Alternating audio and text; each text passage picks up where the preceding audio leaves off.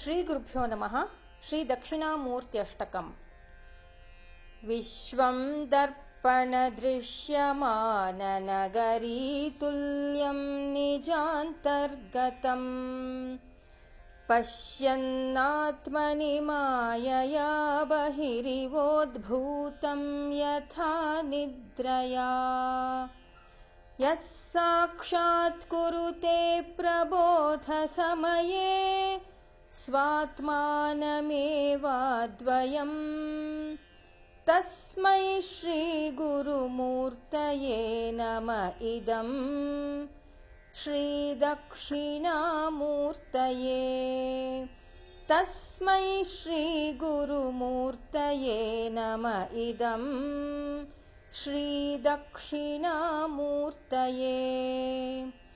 बीजस्यान्तरिवाङ्कुरो जगदिदं प्राङ्निर्विकल्पं पुनः मायाकल्पितदेशकालकलना वैचित्र्यचित्रीकृतम् मायावीव विजृम्भयत्यपि महायोगी वयस्वेच्छया तस्मै श्रीगुरुमूर्तये नम इदं श्रीदक्षिणामूर्तये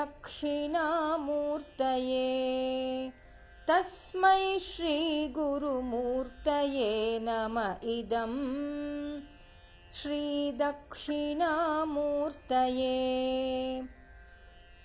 यस्यैव स्फुरणं सदात्मकमसत्कल्पार्थकं भासते साक्षात्तत्त्वमसीति वेदवचसा यो बोधयत्याश्रितान् यत्साक्षात्करणाद्भवेन्न पुनरावृत्तिर्भवाम्भोनिधौ तस्मै श्रीगुरुमूर्तये नम इदं श्रीदक्षिणामूर्तये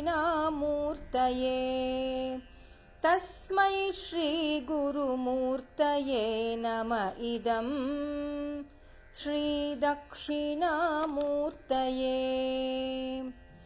नानाच्छिद्रघटोदरस्थितमहादीपप्रभाभास्वरम् ज्ञानं यस्य तु चक्षुरादिकरणद्वारा बहिः स्पन्दते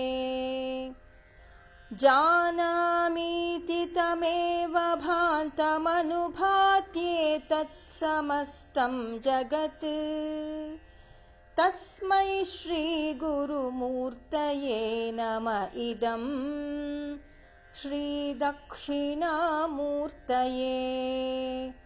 तस्मै श्रीगुरुमूर्तये नम इदं श्रीदक्षिणामूर्तये। देहं प्राणमपीन्द्रियाण्यपि चलां बुद्धिं च शून्यं विदुः स्त्रीबालान्धजडोपमास्त्वहमिति भ्रान्ताभृशं वादिनः मायाशक्तिविलासकल्पितमहाव्यामोहसंहारिणे तस्मै श्रीगुरुमूर्तये नम इदं श्रीदक्षिणामूर्तये तस्मै श्रीगुरुमूर्तये नम इदं श्रीदक्षिणामूर्तये। राहुग्रस्तदिवाकरेन्दुसदृशो मायासमाच्छादनात् सन्मात्रः करणोपसंहरणतो यो भूत्सुषुप्तः पुमान् प्रागस्वाप्समिति प्रबोधसमये यः प्रत्यभिज्ञायते तस्मै श्रीगुरुमूर्तये नम इदं श्रीदक्षिणामूर्तये तस्मै श्रीगुरुमूर्तये नम इदं श्रीदक्षिणामूर्तये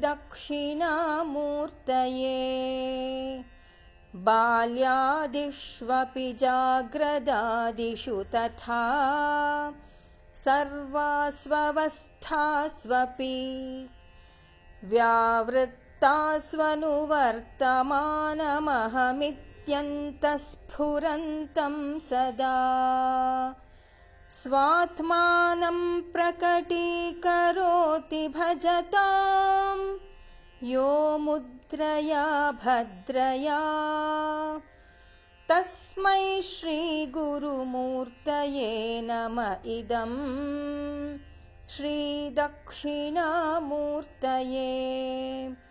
तस्मै श्रीगुरुमूर्तये नम इदं श्रीदक्षिणामूर्तये विश्वं पश्यति कार्यकारणतया स्वस्वामिसम्बन्धतः शिष्याचार्यतया तथैव पितृपुत्राद्यात्मना भेदतः स्वप्ने जाग्रति वा य एष पुरुषो मायापरिभ्रामितः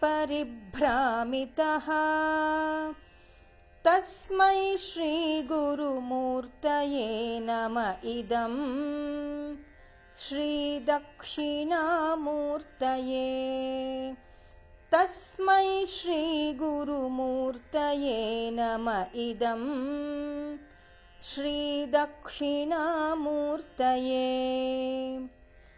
भूरम्भांस्यनलो नीलोऽम्बरमहर्नाथो हिमांशुः पुमान् इत्याभाति चराचरात्मकमिदं यस्यैव मूर्त्यष्टकम् नान्यत् किञ्चन विद्यते विमृशताम् यस्मात् परस्माद्विभोः तस्मै श्रीगुरुमूर्तये नम इदं श्रीदक्षिणामूर्तये तस्मै श्रीगुरुमूर्तये नम इदं श्रीदक्षिणामूर्तये सर्वात्मत्वमिति स्फुटीकृतमिदं यस्मादमुष्मिंस्तवे तेनास्य श्रवणात् तदर्थमननात् ध्यानाच्च संकीर्तनात् सर्वात्मत्वमहाविभूतिसहितं स्यादीश्वरत्वं स्वतः सिद्ध्येत्तत्पुनरष्टधा परिणतं चैश्वर्यमव्याहतम् सिद्ध्येत्तत्पुनरष्टधा परिणतं चैश्वर्यमव्याहतम्।